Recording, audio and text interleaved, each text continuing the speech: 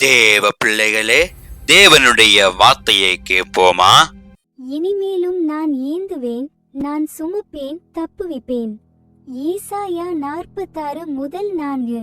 தேவ பிள்ளைகளே, இன்றைக்கு நீங்கள் மன வலியோடு இருக்கலாம். என் வாழ்வை நீமே யார் சந்திக்க போகிறா? என் வாழ்வினுடைய தேவைகளை யார் சந்திக்க போகிறா? என்னுடைய வாழ்க்கை எப்படி போக போகுது?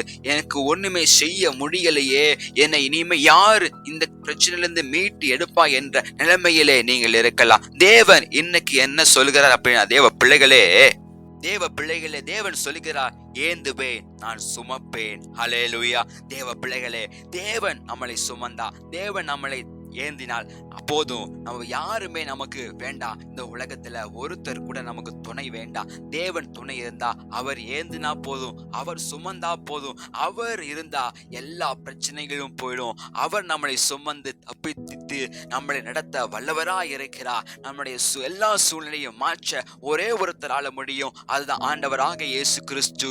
நான் விசுவாசிக்கிறேன், இயேசுவின் நாமத்தினால இந்த வசனத்தின்படி அவர் என் தேவைகளை யாவையும் சந்திப்பார், எல்லா தீமையிலிருந்து விலக்கி பாதுகாப்பார் என நான் விசுவாசிக்கிறேன். எல்லா இடத்துலயும் என்னை சுமந்து அவர் என்னை பாதுகாப்பார் என நான் விசுவாசிக்கிறேன். நீங்களும் விசுவாசியுங்கள் இயேசுவின் நாமத்தினாலே. அப்பொழுது நீங்களும் அந்த ஆசீர்வாதங்களை பெற்றுக்கொள்வீர்கள். இயேசுவின் நாமத்தினாலே பிதாவே. ஆமென், ஆமென், ஆமென்.